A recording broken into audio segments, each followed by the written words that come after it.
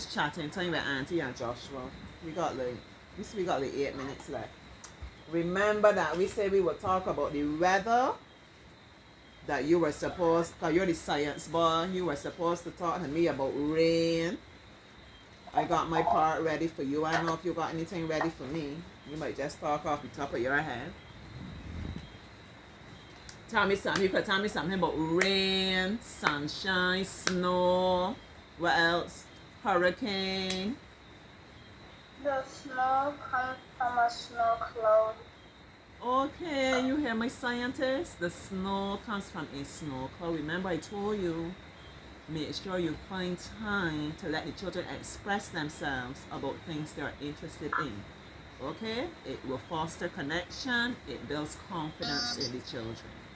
So Auntie's not just here for English. By now we should all know that Auntie's not just here for English and maths. Auntie's about building these children. Okay? Alright, so he said snow comes from the snow cloud. Tell me some more, I'm listening to you. Rain comes from the ocean. Rain comes from the ocean, okay.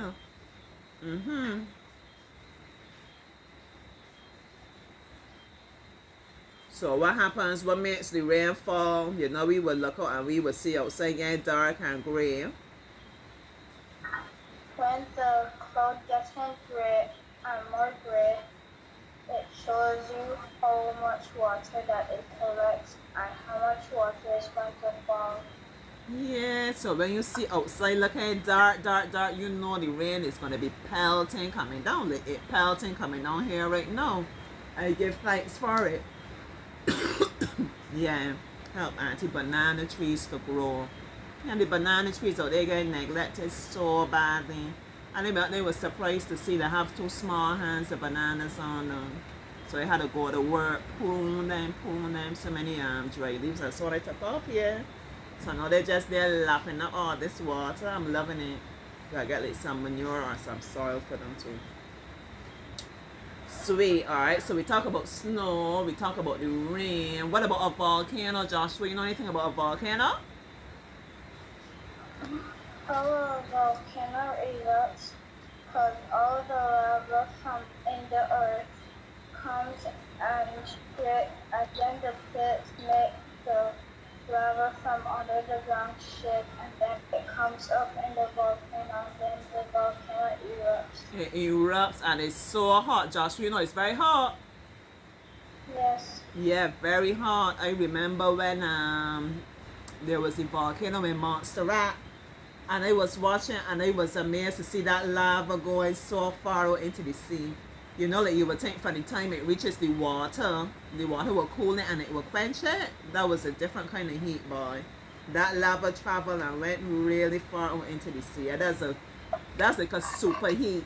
That's beyond normal heat. Yeah, it's amazing. And when we get the volcano erupting, what we will get that will be all around the atmosphere and all around the ground and so on. What we will get around our homes, Joshua. When the volcano explodes, it's a white farm of dust storm. Yeah. It will call ash when it comes out.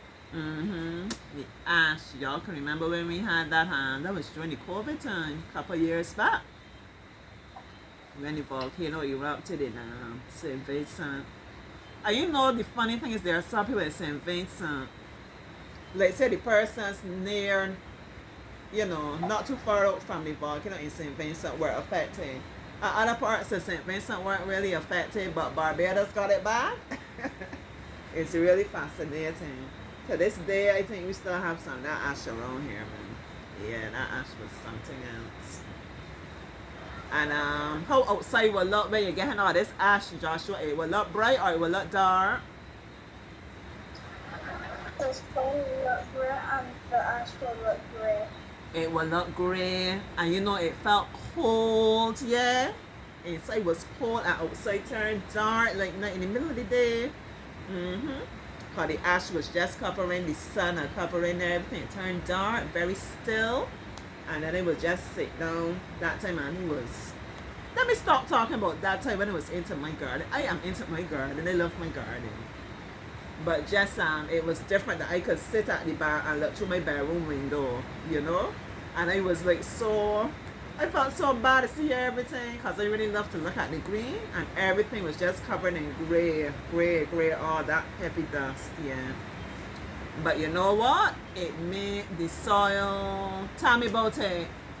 Is the ash good for the soil, Joshua? A little bit. Yeah, a little bit, not too much. It helps to like enrich the soil, make it fertile. So then after that time, I remember like my neighbors' mango tree full of blossoms, full of mangoes. Even my own garden, yeah, everything it grew very well after that. So we did snow, we did rain, we did volcano. We talk about the ash, tsunami. You know about tsunami, Joshua? A tsunami is created by two plates in the atmosphere shaking, and if it shakes too hard, a big earthquake will happen, and then they will start making big waves, and then there's a flood. Yeah. And what you're supposed to do when a tsunami is coming, Joshua? Head for high ground. Head for high ground. Y'all taking notes? Joshua knows it all. Head for high ground. But Auntie had her little part. Auntie did her homework too. You know, Auntie's not a scientist, but remember, if it's important to my children, it's important to me. And I'm very much interested in nature anyhow, so it's interesting. I looked up the earthquakes. So how we know when we're having an earthquake, Joshua?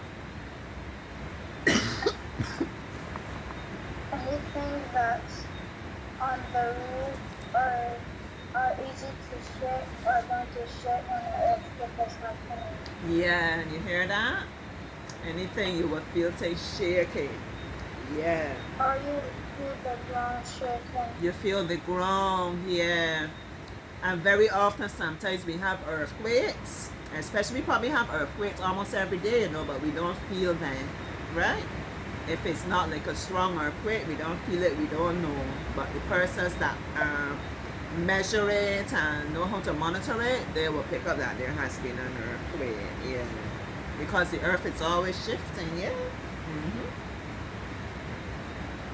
Yeah.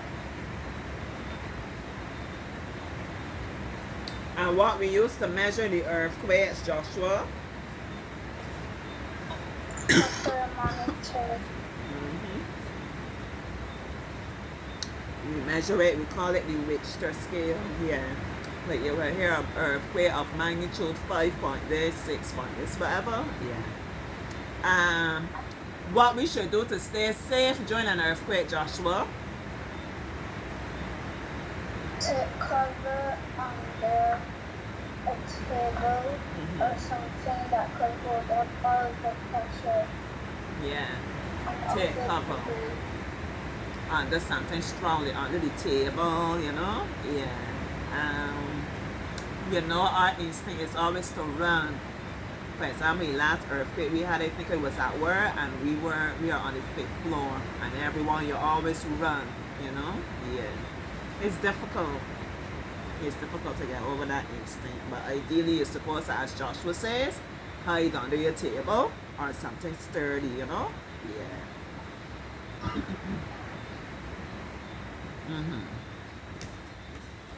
What about a tornado, Joshua? Okay, that will be the last one I talk about. Tornado. a tornado is a big hurricane. So every time is a hurricane is a big tornado.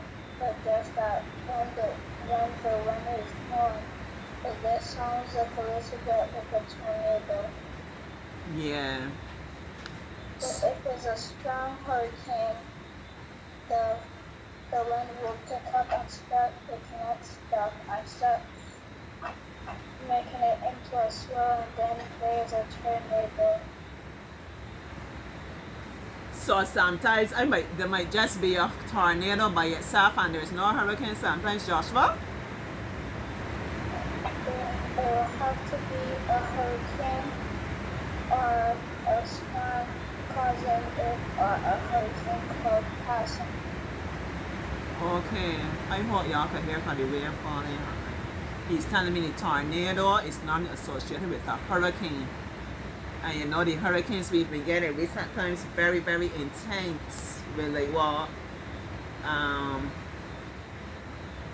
think it's the one that went to Dominica, that was Maria. You know, it's like suppose you could go as far as category 5, and it's so much even more intense than category 5, but it's just that we don't have something called category 6. You know, yeah, very intense, very strong winds, very high. And they take the cars, boats, everything, and just toss them about. I would like to experience it. Very, very strong winds, yeah. What about floods, Joshua? We just had some flooding there in Spain. Yeah, that was something else to watch too. A flood is a big cause where hydrate or a little bit of waves coming in, or flash flood is caused by a river or a nearby ocean that's too long. Yeah, very important. Before I used to think it was mostly from the rain, but as Josh was saying, it can be from the rain. A lot of rain, just accumulated rainfall, and it rises. We know a big part of this is when we don't have adequate drainage. Yeah, but also it can be like the rivers overflow, you know.